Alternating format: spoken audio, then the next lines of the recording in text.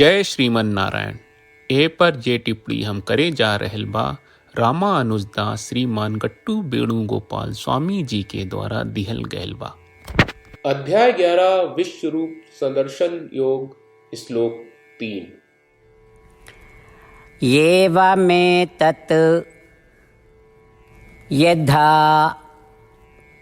आत्थ त्वम् आत्मानं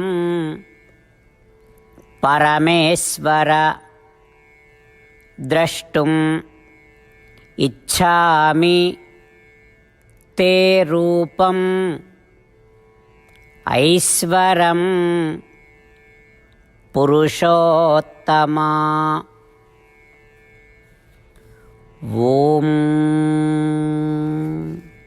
गीताचार्य श्री कृष्ण परमात्मा अर्जुन समेत हमनी सबके विश्व रूप संदर्शन योग से कह रहे बानी। ऊ क्रम में अर्जुन कह रहे बाड़े कि हे कृष्णा, हे परमेश्वर, हम मानत बानी और स्वीकार करत बानी कि रौरा आपन बारे में जौन कुछ कहले बानी ऊ सत्य बा।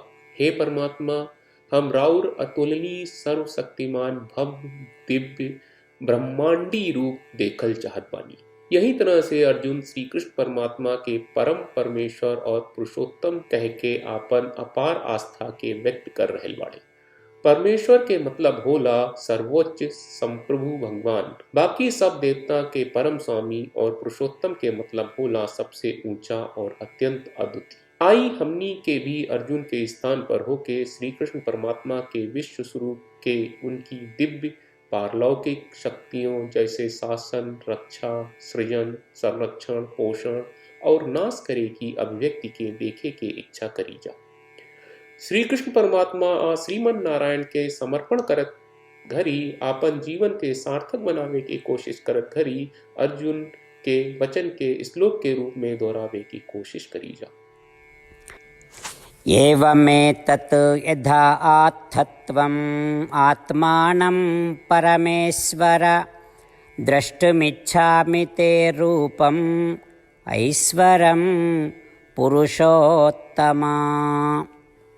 श्रीमद् भगवत गीता का पूरा सार श्री कृष्ण परमात्मा ने अध्याय 18वें के श्लोक 65 से 70 में 8 काम करे खातिर दिले बाड़े। श्री कृष्ण कहले, हम ओ लोगन से प्रेम करनी जो लोग इन 8 बातन के मान तारे। हम ओ भक्तन के हर तरह से रक्षा करब। श्री कृष्ण परमात्मा के द्वारा बोलल गईल संपूर्ण भगवत गीता सुनला के बाद अर्जुन कहले, करिष्ये वचनम त्वा, जेके मतलब बा कृष्ण मैं वही करब जौन आप कही। यही कारण बा श्री कृष्ण अर्जुन के हर तरह के सफलता आ विजय प्रदान करेले। आई परमात्मा के आपन व्रत देई कि हमनी के ये 8 गौ कर्म के पालन करी जा। ई वचन परमात्मा के देवे से बड़न कौनो पूजा तपस्या यज्ञ नहीं। हम 8 प्रण कहब जौन हमनी के करे के चाहिए। आप सब कृपया इन्हन के आपन दिमाग और दिल में सोची। श्री कृष्ण के आपन वचन देवे के ई तरीका में हमनी सबकी कल्पना करे के चाहिए कि श्री कृष्ण का चेहरा खुशी से चमकत बा और खुशी के एहसास करत बा। जय श्रीमन नारायण। यहाँ हमनी के 8 वादा बा। हमनी के पहला वादा, हे श्रीमन नारायण, आपका निर्देश के मुताबिक हम हमेशा तोहार ध्यान करब और तोहार बारे में सोचब। हमनी के दूसर वादा, हे श्रीमन नारायण, आपका सलाह का अनुसार हम हमेशा आपका भक्त रहब। हमनी के तीसर वादा, हे श्रीमन नारायण, हम आपन सब काम तोहरा सेवा के रूप में और तोहरा संतुष्टि खातिर करब। हमनी के चौथा वादा, हे श्रीमन नारायण, जैस की आप माने के कहले रहलू, हमरा बहुत विश्वास बा कि हम आपके होई और हम हमेशा आपन दोनों हाथ जोड़ के आपके नमस्कार करब और आपकी पूजा करब। हमनी के पांचवा वादा, हे श्रीमन नारायण, हमरा के तोरा बात माम एकम शरणम ब्रज 1866 याद कहले, जहाँ आप हमरा के आपन का अर्पित करे का कहा। श्रीमन नारायण, मैं हमेशा तोहरे शरण में रहब। हमनी के छठवां वादा, हे श्रीमन नारायण, हमरा के तोहरा बात माँ सुचहा 1866 याद कहले कि आप हमनी के शोक ना करे का आश्वासन दे रहे बड़े, हम अब और शोक ना करब। हमनी के 7वां वादा, हे श्रीमन नारायण, आपने हमरा खातिर श्रीमद् भगवत गीता के वितरण करके हम सबके कृपा कहले और आशीर्वाद दहले बा। हम वादा करत बानी कि रोजाना कम से कम एक श्लोक पढ़ब या सुनब। हमनी के 8वां वादा। हे श्रीमन नारायण, आप गीता के पूरा मानवता तक ले गयलू। हम गीता में आपके दिव्य वचन के उन भक्तन तक पहुँचावे के प्रयास करब जे गीता से अपरिचित बा।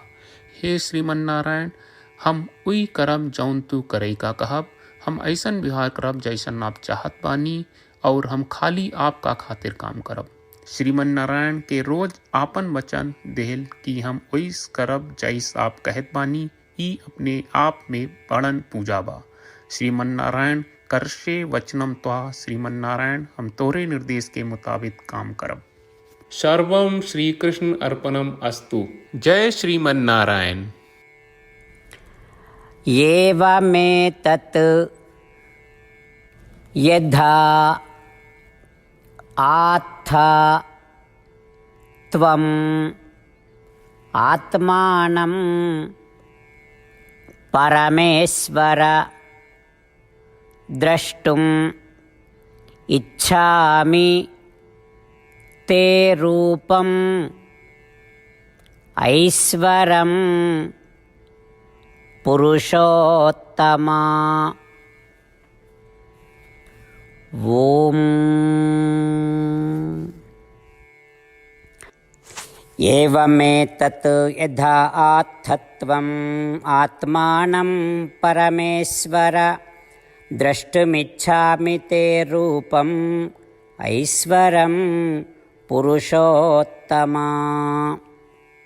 जय श्रीमन नारायण। सब भक्त लोगों से विशेष अनुरोध बा, जीवन में हर चीज में हमनी के तत्कालिक और प्रभावशाली परिणाम की अपेक्षा रहेला। एकरा खातिर आइए रोजाना 1 मिनट के समय निकालल जाए और नारायण आश्रम पढ़ल जाए।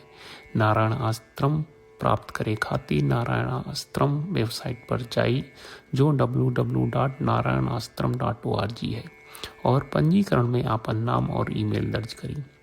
आपके द्वारा प्रदान कईल गई ईमेल पर आपका एक नारायण आश्रम PDF प्राप्त हुई।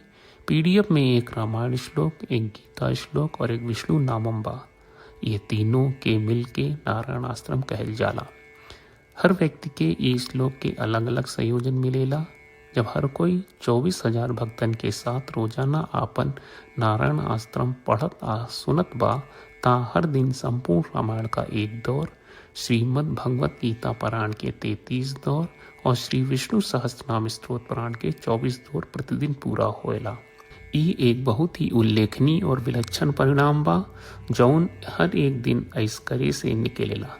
ई कारण बा कि आप और आपके परिवार के सदस्य तुरते जाके आपन नारायण आश्रम प्राप्त करी। जय श्रीमन नारायण।